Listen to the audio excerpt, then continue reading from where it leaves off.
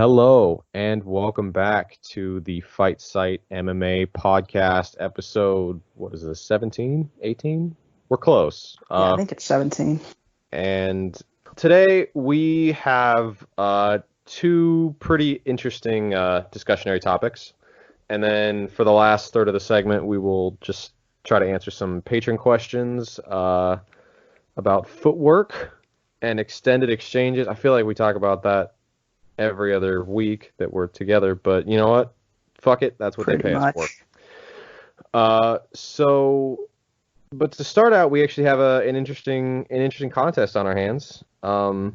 Is Dan Hooker a top 5 lightweight? I don't know what he's ranked. Yeah, he's number 5. Okay, well, a top 5 lightweight contest between Dustin Poirier and Dan Hooker.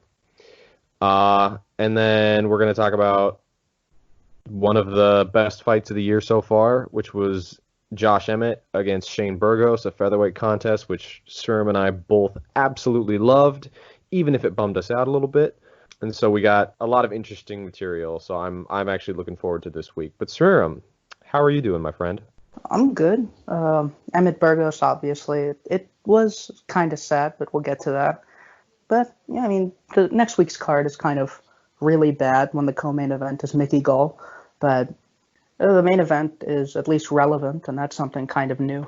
Yeah, until you said that, I had forgotten that Mickey Gall was actually a thing at all. Co-main. Gall versus Perry. Boy, yeah, that should be. Well, if Diego Sanchez can knock you out, I feel like Mike Perry should be able to. But whatever. That is not why we're here. Who gives a fuck? I'm gonna kick it to you, because you have made your opinions about these two men quite well known on the Twitter sphere. What are you feeling on Dustin Poirier versus Dan Hooker? Where you at? The way that I look at Hooker, and I think it's something that Ryan kind of made it seem less viable than it was that Hooker's kind of a version of Moicano, who's bad at all the Moicano things. He walks around on the outside, he does jabs, and he does outside leg kicks, and his jab is fine. His leg kicks are kind of like one note. His outside footwork isn't really anything special. So you've kind of just got a guy who's like pretty disciplined when he gets his fight. But, Poirier is not the kind to allow that kind of fight to happen. He's the best combination puncher in MMA, arguably, when he's not facing Khabib Nurmagomedov. He's a very good distance coverer. And I think the kicking game is going to be pretty rough for Hooker, considering how much of it is the calf kick from like the closed stance. So it seems like a pretty open and shut fight. I'm just pretty worried about where Poirier is standing right now. And I think that's something that people can overlook a little bit because, Khabib is one he was expected to lose. But the run he was on before Khabib is pretty concerning in terms of where I expect him to be after it. Yeah. I was kind of mostly in the same boat with this, like watching tape, and I've had plenty of complaints about Dan Hooker to this point. I mean, from where I'm sitting, it really looks like Dan Hooker wants to be Israel Adesanya without any of the same kind of depth or smarts that makes Adesanya great. I actually had this conversation with Adel Burchich on Twitter yesterday, where he argued that Dan Hooker is a fighter who looks like he's learned a lot by watching.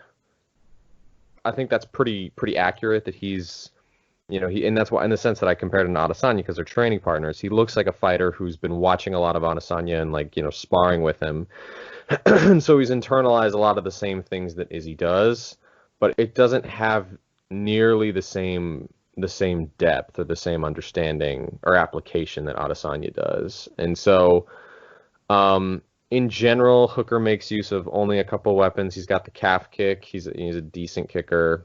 Defensively, he really likes to resort to his long guard and his frames. I think he's a guy. He's a big, long featherweight who's largely insulated by his reach, but as we have seen, when you get past that reach, he is not very sound defensively, does not adjust defensively the way that Adesanya does. It sometimes feels like he's shocked when opponents can just reach out and punch him. And so, like, I don't dislike all of the things Hooker does. I think he had some good ideas against Paul Felder. Like, he caught a couple kicks. He tends to, when Felder did just try to kind of push past the jab and get into punching range, Hooker looked for the check hook, the check left hook. But I just don't.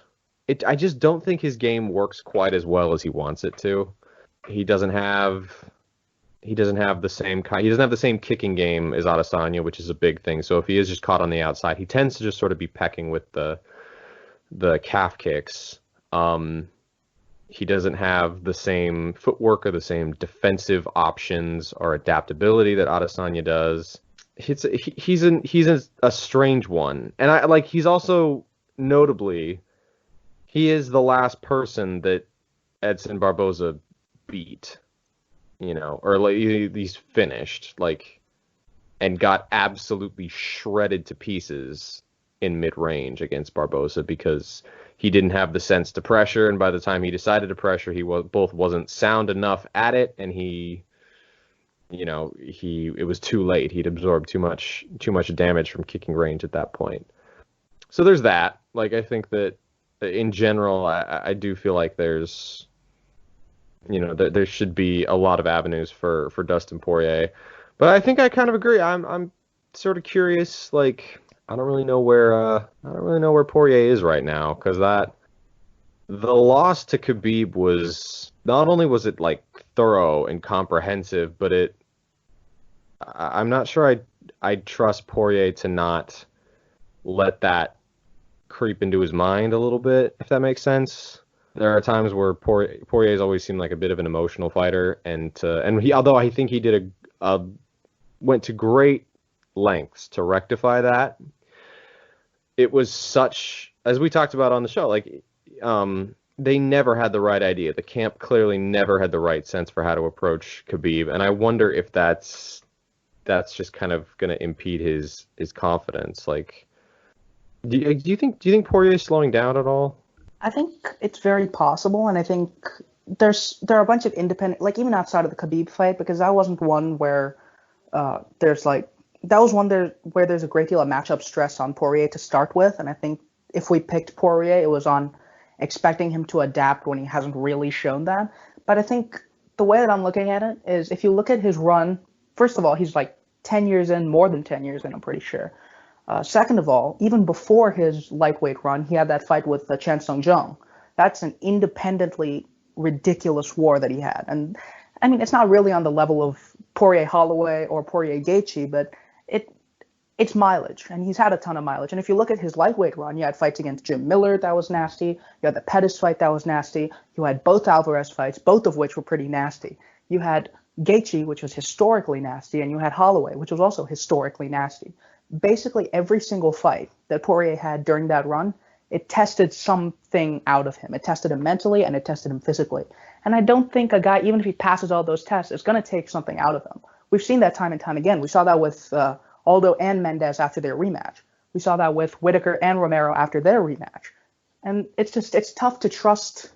I really do want to trust Poirier, because this isn't a particularly tough matchup for him on paper. But just in terms of career form, I think it's going to be hard for me to trust Poirier moving forward too much longer. This is one that he should definitely win. And as you mentioned, Hooker, I think the thing about Hooker is that he's not really in the city kickboxing mold. Because if you look at the rest of the guys out of that camp, aside from Adesanya, who had a ton of kickboxing experience, they tend to be a little bit stockier, right? They tend to be like Riddell, who also has a ton of kickboxing experience, but still, there's Riddell, there's Kai Kara France, there's Alexander Volkanovski. I think Hooker doesn't really have a system that's as well equipped to deal with being a long guy, where Adesanya had the kickboxing experience. So you don't have, for example, Adesanya's handsiness on the inside. That's a lot of his defense. Hooker just doesn't have that. So he doesn't really have a way to enforce that length as well as other guys can cover the distance, if that makes sense, because city kickboxing seems better for that. So I think Poirier just kind of closes him down. It's going to be a rough fight if Hooker can enforce that length, and I can't really see a reason why he would, with all the tools that we've seen from him so far. Yeah, I mean, I think the notable thing about Hooker is I don't know about you, but I scored the fight with Felder for Paul Felder. Um, Same. I think Felder had a lot. I think Felder looked like the better fighter. I think he had had a lot of good ideas against Hooker. I mean, we've talked about Felder isn't the most technically proficient fighter in MMA, but he is a very willing one, and he is tough as nails, and he's continues to try to look for the opportunities, trying to find the openings or create them, even if he doesn't have the tools in his toolbox to do so. Something I really admire about Felder's recent run. And Paul Felder had a lot of good ideas. He hit the body, which was really smart because Hooker, again, kind of tries to lean out of the way of big shots. He tried switching to southpaw. Hooker sometimes tries to smother his opponent's punches, so he would sort of crash the pocket, off of Felder's combinations, and Felder's concession was the uppercut. And I think that should work very well for Poirier because Poirier did the same thing against Max beautifully in the first round of their fight. Poirier is really long. Like he's got an insane reach for a lightweight. The power disparity should be big. I mean, the power disparity between Hooker and Felder was big. I think the leg kicks are something to look out for. Poirier's been a little bit susceptible to those, like against Jim Miller. Yeah, I mean the advantage in power and skill should be, and the inside should be sizable for Dustin Poirier. I think Poirier did a lovely job obstructing Max's jab for the duration of their fight. Again, like that seems to be Hooker's main tool from range is that jab against the southpaw, who's both a good hand fighter and good at the active guard, like Poirier is. He should be able to disincentivize that a bit, or at least mitigate it. How do you feel about like Hooker as a offensive wrestler or a grappling threat? Because he was able to at least kind of grab Felder's back for some of the fight. He wasn't able to do a lot, but Hooker does have a fine like sprint grappling, sprint submission game when guys shoot on him. He has the counter knee when guys shoot in on him. Yeah, he seems like a counter wrestler. I don't think he's a bulletproof counter wrestler at all.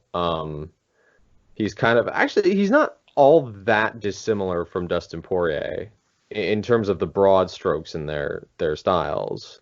Poirier's been doing it longer, and Poirier is better at it, and he's been doing it at a higher level. I don't know. Hooker only took Felder down once, and he didn't really do anything. I still thought he lost that round because he was getting dinged up on the feet. Yeah, he quote unquote stole the round with it, but yeah, that's not actually a thing. I don't know if people know this, but there was some judging bias for that fight where all the judges were like New Zealand or Australians, and they a couple of them saw that if they scored the last round for Paul Felder, he would have won, and so they went with Hooker. It was the same situation with Bigfoot versus Hunt. Like it was the exact same kind of thing. But I did not like the way that Hooker kind of broke down throughout the Felder fight. As that fight went on, Paul Felder just being gritty and being who he is, he kept stepping in, kept finding a mark for his right hand and trying to push into the pocket and then kind of push Hooker out of it with combinations, and that was very nice. I think Hooker was pretty beaten down and exhausted by the end of that fight. I guess the saving grace is that this should at least be Poirier's kind of fight. You know what I mean? Like, part of the reason that Khabib fight went so catastrophically bad for him was because, let's face it, the last time he fought an opponent who was trying to do what Khabib did, it was, Danny Castillo. Fuck if I know. Like, it was... The point is, he hadn't fought anybody in a long, long time who was trying to do the same sort of thing.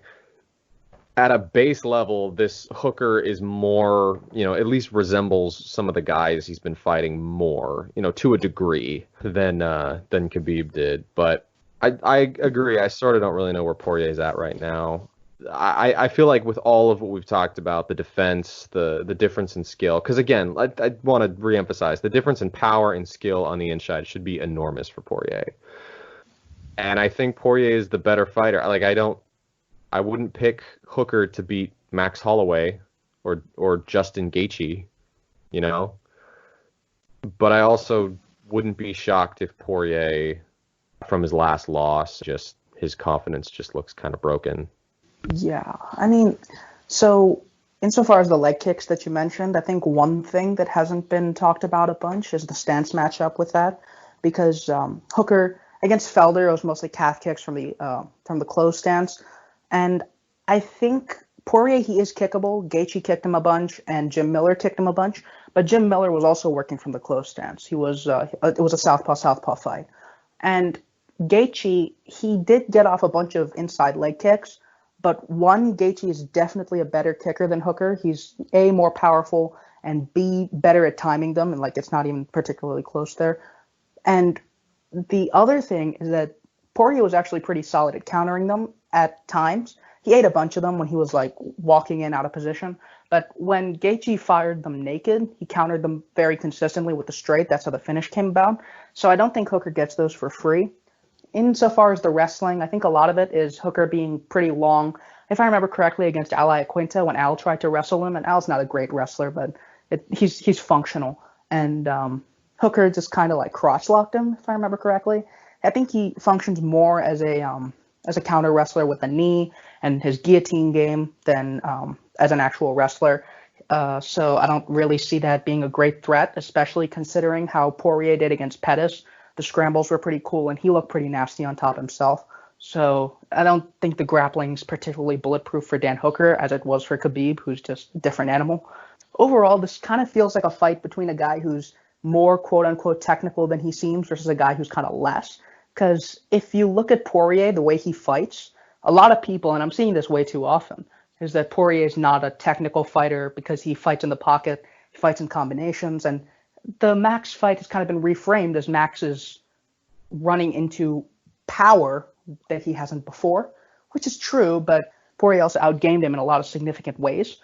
As a southpaw, with the hand fighting, with all his counterpunching, with his lead hand, which was absolutely brilliant.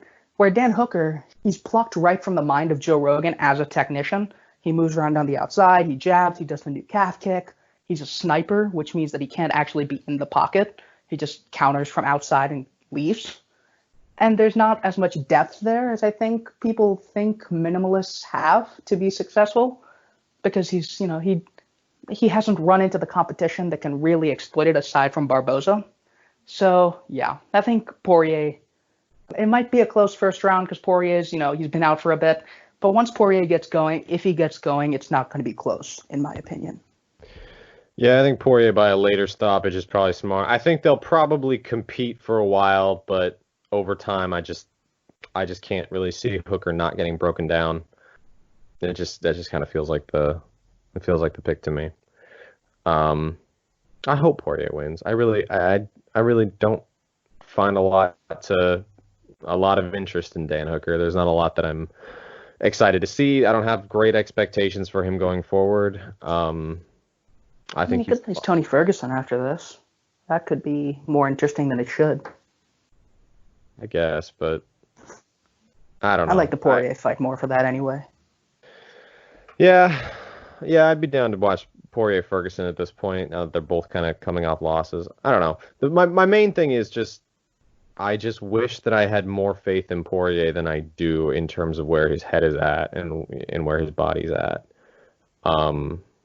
In general, you've seen me make these picks before where you have kind of a more skilled older guy against a fresher younger guy. Oftentimes the smart pick is just pick the fresher younger guy for that reason, but I don't think I'm going to do it here. Yeah.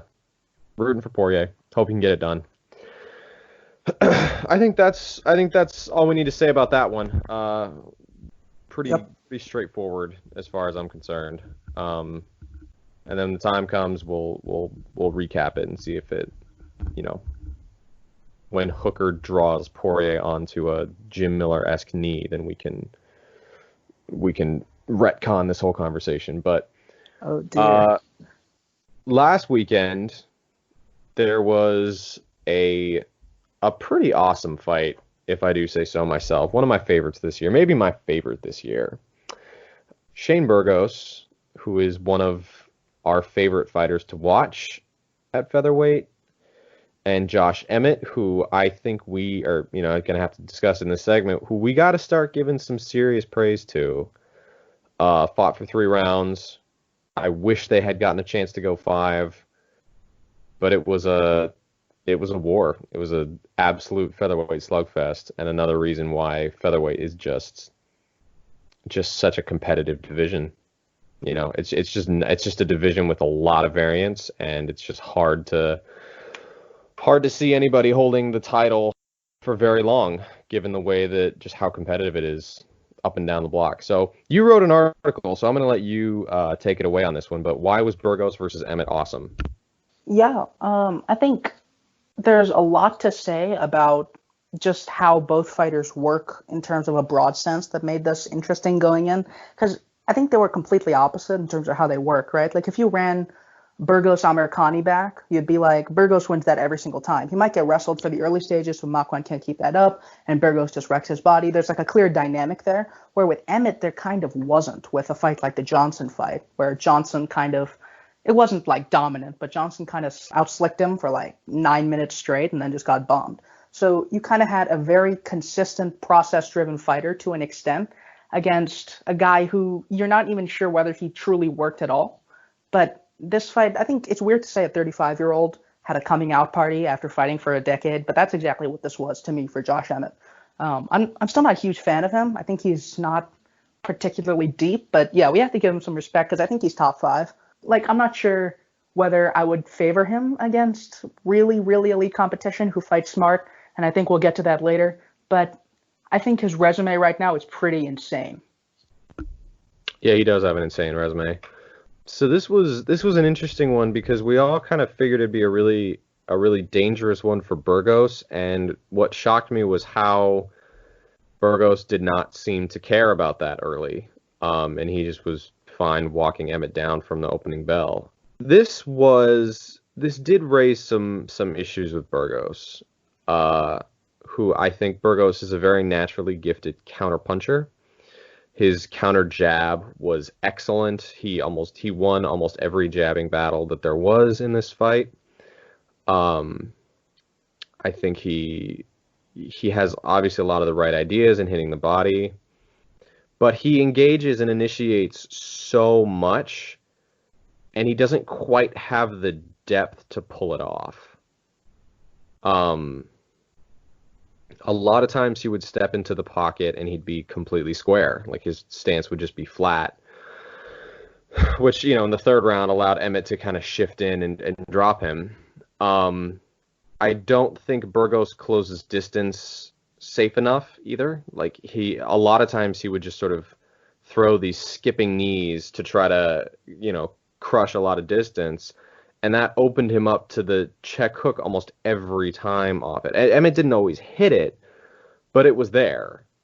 Obviously, I love watching Burgos fight, and the fact that Burgos pushes such a frenetic pace, and he's, so willing to engage over and over. He just wants to drown you. But I think he has a little bit of the same problem that Max Holloway does, except more so because he doesn't even have the same discipline and attention as Max does, and he clearly doesn't have the same chin. So Max can get away with messier exchanges more than Burgos can.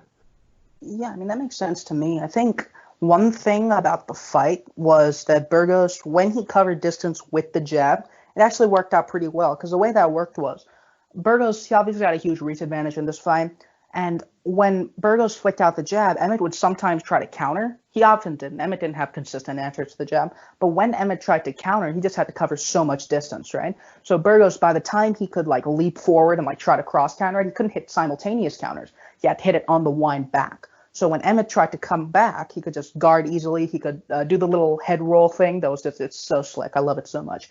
It's a bit unsafe, but I love it. And he even shoulder rolled one. And I think that it was safe. And the other thing was when he threw his rear hand naked, right? He got hit with big counters and stuff. But when he got Emmett reacting with the jab and then threw the right hand, it worked pretty much like it was only near the end of round 2 that he did it, but it worked pretty consistently. He was able to turn it into like little uppercut openings that he did against Cub Swanson. It was very, very slick. But the problem is that I think Burgos knows that guys just want to swing at him when he walks forward. And it works, but he's just not always aware enough to defend those. He's offensively focused. So I think he could do with a safer game, especially since his kicking game is it's genuinely great, but he just doesn't want to, and it's weird. Yeah, that's the thing with Shane Burgos. I think it was Tommy Elliott who pointed it out in our chat that like it feels like every Shane Burgos fight we just get to see all of Shane Burgos. And that's part of the problem. Is that if you want to be an elite fighter, especially in a division like featherweight, you need to not show every part of yourself in every fight. You need to be able to change speeds. You need to be able to kind of play in different gears. You know what I mean? I thought that a lot of Burgos's individual tactical things were incredible in this fight. I loved his inside leg kick counters to a guy who transfers so much weight onto massive hooks, and a guy who's willing to shift to get into range, like leg kick counters. You should be doing those all day. He quickly fucked up Emmett's legs with it. Like I said, I mentioned the jab earlier. I think that Burgos was maybe a little discouraged to go into the body because Emmett was so short.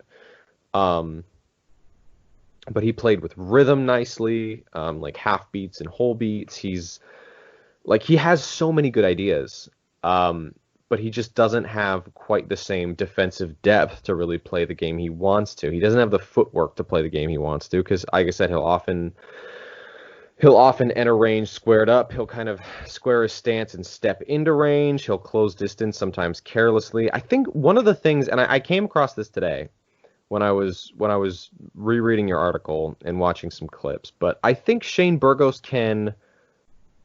we praised Burgos and Calvin Kattar both in that when they had their fight in 2018 about both their abilities to adjust, like their ability to adjust to what their opponent's doing and how that displays intelligence, and that's really great. Problem is, I think they each have their own problems in their own way, but Burgos can adjust his offense to limit an opponent's, but he's not defensively deep enough to adjust his defense with any real consistency. What I mean is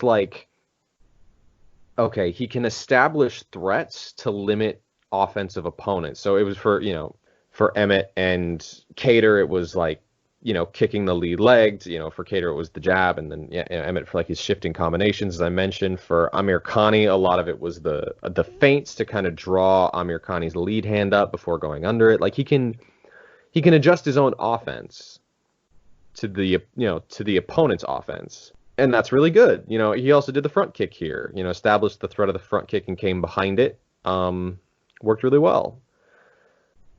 The problem is he just isn't that good. He isn't that deep defensively to continue those adjustments. He doesn't have the tight footwork to pivot out when a guy steps in. He can move his head and slip his head and ride shots, but he can't layer his head movement. He's not folding off his hips enough. He doesn't really use his rear hip to pull or slip or anything. He's always hunched over to kind of bait shots. His defensive bag of tricks is just not deep enough. He's not patient enough with his feints. He really just, I think Burgos really loves to just get after people and start fucking them up along the fence. And so he's he'll throw a couple half-hearted feints before, entering with something dangerous. He needs to look at fighters like Max and Volkanovski, guys in this division who can feint their way inside cautiously and carefully and make it really difficult for opponents to read what's coming at them. So that's something, right? You can adjust to offense all day, but if you don't have the defensive depth, you can't adjust defensively enough, and at a certain point, that's just going to break down. Yeah, I think that's kind of the thing that happened at the end of the fight, because Emmett, he he did like the TJ Dillashaw thing. I think that's what Jack Slack did. He basically just he hid the stance switch by going in a square stance a bunch, but instead of going back to orthodox as he was the whole fight, he went to southpaw. And instead of letting Burgos realize that he was in southpaw, he just threw the left hand as soon as he was in southpaw, and that's what caught Burgos both times because he was kind of pursuing Emmett, and he had the read for the right hand. He didn't have the read for the left hand out of southpaw, and that's the thing. If you're not, he doesn't have set responses to each thing. He works out responses based on what he thinks he's going to see in a fight.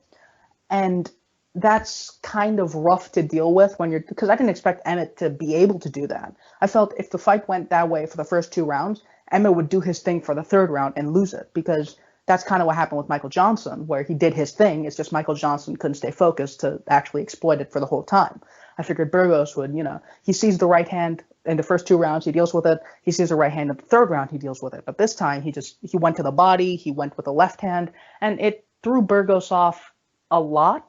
And even more than it throwing Burgos off a lot, he didn't have the margin to be thrown off even a little bit. So I think Burgos either needs to do what you said, and he needs to be able to get into range more cautiously and actually draw offense out before he gets inside, or he just needs to dedicate himself to being more of an outside fighter than he is, because his jab and his outside kicking game, they're both brilliant. They're very good. He doesn't need the pocket against a fighter like Emmett. He really doesn't. But he thought he wanted to, and it turns out that he probably didn't.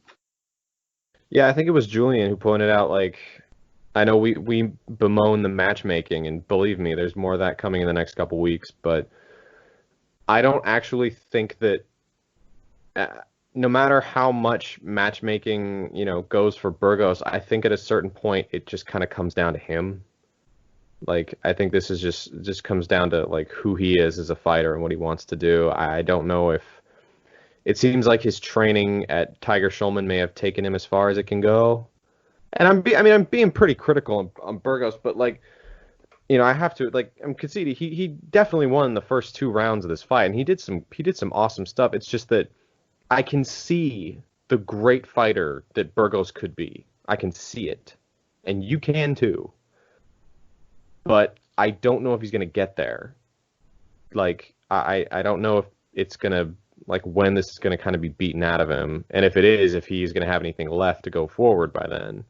So, but anyway, we talked a lot about Shane Burgos, but I think we needed to spend some time on Josh Emmett, because what did Josh Emmett do that was impressive? Because I like I said, I walked away with a higher opinion of Josh Emmett, and I did not expect to.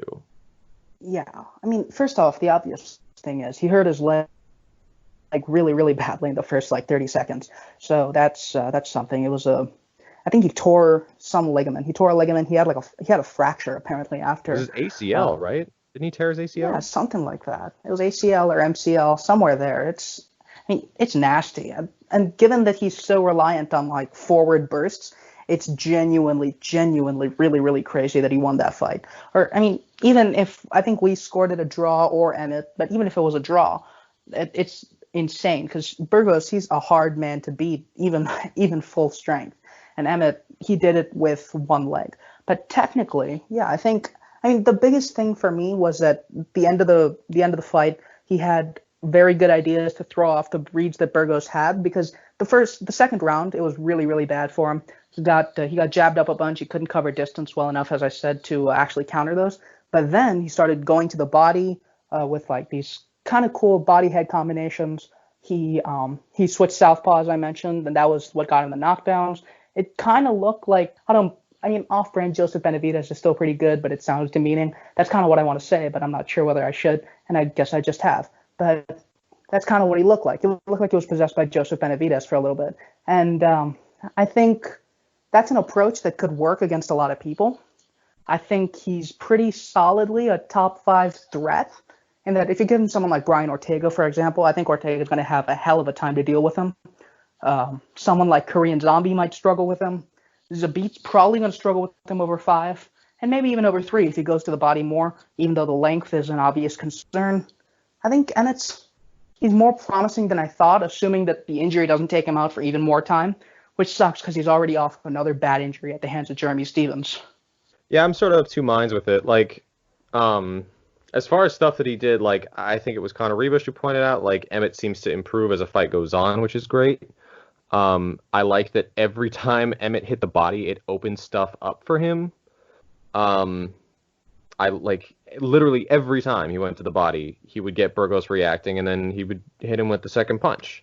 There were more shifting combinations than I remember seeing from him in the past. He doesn't have a ton of different tools, but he makes them work with like a little bit of tweaking. That is impressive on its own. He kicked more in round three. Um, I mean, you kind of nailed it. Like, now I am interested in what Josh Emmett does, and like, what a terrible time for it because. So okay, let's take a look at him. So he's 35 right now. Okay, so he had his birthday like 3 months ago. He's off for another 180 days, so he's off for another like 3 months. No, he's off for another 6 months to get everything healed up. By that point, he'll almost be 36. Like, it's such a shame because his time to make a run is now. And it sucks if, like, if this sort of these injuries keep persisting, and he clearly doesn't have time on his side. This is kind of something that we talked a little bit about on Twitter. Is like, I feel like you and I are gonna have a hell of a time trying to pick Josh Emmett's fights going forward.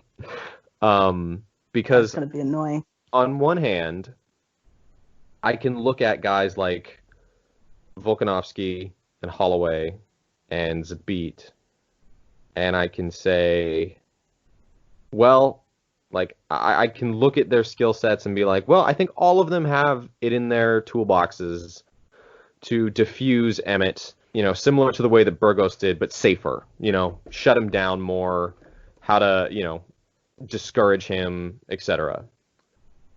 On the other hand, I can look at just about everybody in the top 10 and envision some kind of a path to victory for Emmett, if that makes sense. Like, I wouldn't pick Emmett to beat Volkanovski, but if he managed to like hurt Volkanovski or land something massive by, closing him down very fast, that wouldn't surprise me either. I think that Emmett trying to close so much distance off pure foot speed he'd have a difficult time against someone like Zabit unless he really committed to hitting the body in a way that he hasn't before. But then again, Emmett gets stronger as the fight goes on, and Zabit does not. Like, do you see what I mean? Like, I can. It's gonna be so irritating for us and not in the way that it was a week ago. I'm no longer irritated by Emmett in the same way that I was before, in the sense that I just kind of thought he was.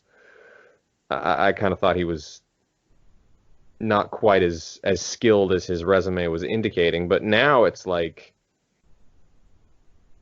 I can see these paths to victory for him. I don't know if he'll take them. I don't expect Emmett to like knock out everybody from this point out. That's not what I'm saying, but hopefully you understand my point when I can, with Josh Emmett, in the sense that like he's a bit of an enigma. I do want to address scoring a little bit. What did you think of the scoring of the fight? How'd you have it, and like what was your takeaway? And if you had to score like Pride rules, what were you thinking? Well, I mean, Pride rules is Emmett pretty clearly. He won the third round by a way wider margin than Burgos. I think Burgos pretty clearly won the first and second rounds. It obviously wasn't as wide as the last one, which is, it was like, the last one was like a 10-7 or a 10-8. But the first two, I thought it was pretty shocking that all the judges scored it for Emmett, because if you watch it back, I think a lot of it was Emmett getting kind of close with a bunch of right hands, landing like 4 clean punches, and Burgos kicking his legs a lot, landing probably the biggest shot of the round with that left hook to the body that landed late. I think that was the only body attack he hit. But I think it kind of got a visible reaction out of Emmett, I think. He jabbed him a lot. So, yeah, I mean, round 2, easy Burgos. Round 1, I think it was easy Burgos, but it was got a little bit controversial. And round 3, yeah, I had it overall a draw. if it wasn't a draw, then it was probably Emmett on a 10-7 round 3. I just can't imagine giving him 1 or 2. Yeah, I think I mostly agree. Like, I mean, all of them were, in moments, all of them were competitive in one way or another. On rewatch, I did not think that Emmett actually landed as much as I remembered in round 1. Burgos obviously took the second one. So I had Burgos winning the first 2 and then Emmett winning the third. I mostly agree. But I think I'm a little more on the side of it probably being a win for Josh Emmett. Best case scenario for Burgos, I think, is a draw. But, like, when Emmett turned it up, the disparity was in the third round was huge. You can't get dropped twice and not, take a serious step back in terms of, like, momentum in a fight. But I hope that, again, not that this really matters too much, but I hope the narrative of the fight doesn't, like, it doesn't just turn into people convincing themselves that it was a beatdown, because for the first 2 rounds, it looked like Burgos really had Emmett figured, and Emmett, did what he had to do in the third round. Again, that was a Herculean effort on his part, in terms of the amount that he got injured, and I hope that we haven't seen the last of him. I just, like, he might be 36 years old by the time he comes back, and hard to be particularly optimistic at that point. Okay, I think that's good on Burgos Emmett. We absolutely loved it. It was a terrific fight, easily my favorite fight this year. I was just so lucky that it turned out the way that we were hoping, in terms of quality. And now I think we are ready for segment 3, which I don't think anticipate is going to take too long. But I'm going to pitch it over to you, Sriram. Why do we like footwork? Or whatever the question is. Yeah, I'll look at the question, but it really is like, who's the best footwork guys and who's the best layered exchange guys. I think we talk about it a lot, and most of the fighters that we like tend to have those 2 areas of strength. Because, like, even if you look at how much we were gushing over Shane Burgos before, it wasn't necessarily a footwork thing, but it kind of was a layered exchange thing. Where if you look at his previous fights, he was a very good counterpuncher. He could hit the body very, very regularly. He wasn't amazing in layered exchanges, but he was very good. And if you look at the guys like Jose Aldo, who he fought over pretty much all the time, 24/7, 365, it's because his footwork was so brilliant on the outside and even on the front foot, but especially on the outside, because he could, just he could change the position of the fight with just like a pivot, which is pretty insane, because most guys don't really understand how to do that. And on the front foot, he was very good at cutting the cage, and in later exchanges, he was very good at keeping guys from taking angles whatsoever, because he was always just there to pivot offline if they tried to step too deep, and he kind of beat the crap out of them in later exchanges. He could move laterally in exchanges, which is something that Ryan pointed out in his article, which pretty much always got him the positional edge. But those are kind of obvious examples. Calvin Kattar, probably very good in layered exchanges. Both Kattar and Burgos looked very good in that sense in their fight. This is kind of just a retread of a topic, but it's a fun topic that we touch on quite a lot. I feel like we're giving a lot of the same answers. In a broader sense, like, I want to emphasize that, like, as with everything in MMA, a lot of it comes down to context. I think that, like, I think Calvin Kattar has good footwork in a specific context. I think when you can take him out of that context, his footwork tends to break down. I think what separates Jose Aldo is the fact that he almost never changes that context, because he's just so frighteningly skilled, and closing him down, or, if he's closing you down, he's able to win fights in a variety of those different kinds of speeds, like I pointed out.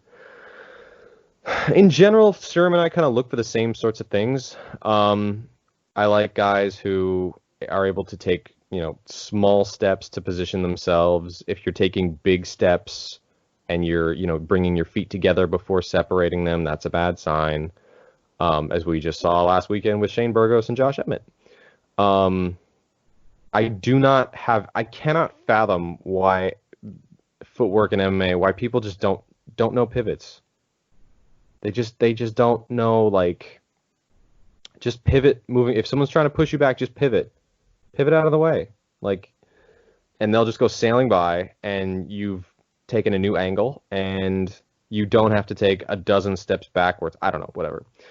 I feel like, again, we're bemoaning this a lot, but it's true. I think a fighter, like, as far as context goes, you sort of have to look at, like, well, what are you trying to do? So, I think guys like Peter Yan, Rafael dos Anjos are great to look at for pressure footwork. Both of them are very good at cutting the cage. They often block off exits with their feet. And if opponents have to get out, they're usually good at making them, they don't really give them exits for free. I think off the back foot, yeah, you kind of mentioned a couple of the big names. I think Eddie Alvarez is a unique fighter in the sense that his footwork against pressure fighters and his cage craft, especially in confined space, is quite brilliant. I know pressure fighters have historically had a hell of a time trying to close him down, but Eddie Alvarez is also miserable when he has to close people down in open space. Like, guys like, and that's kind of the interesting thing, is you can look at fighters, like when people argue that footwork is an issue, you sort of have to think a little bit further. So when we say that Anthony Pettis has, had poor footwork in comparison to Rafael dos Anjos, which I'm sure Sriram and I both agree with that assessment. It's true. Yeah. But that doesn't mean that, like, the only problem with Pettis' footwork is that he's averse to pressure. We saw against Max Holloway that Anthony Pettis is also not very good when he's forced to close people down or when he's forced to pressure. That also can frustrate people in a way that you may not expect. It was like the same reason JDS had such a hell of a time trying to track down Overeem. I think that the best footwork tends to be there tends to be a lot of utility in a lot of different aspects of it. I think city kickboxing, ironically, with the exception of Dan Hooker, tends to be quite a good example of that.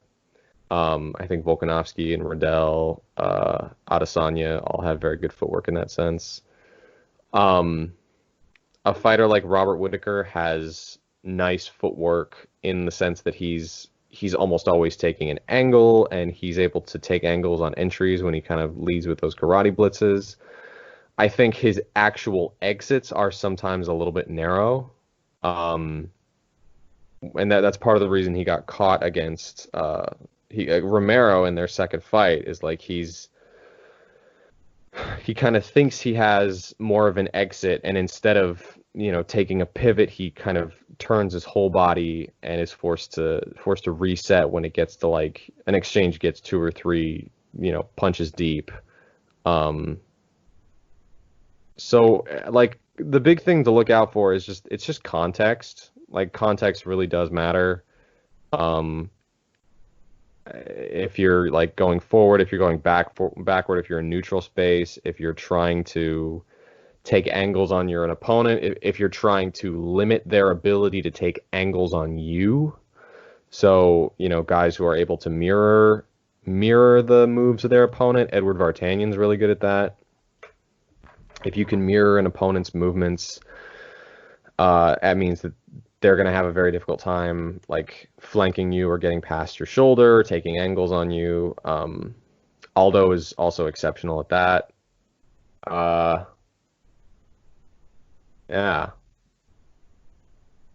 Does that sound right?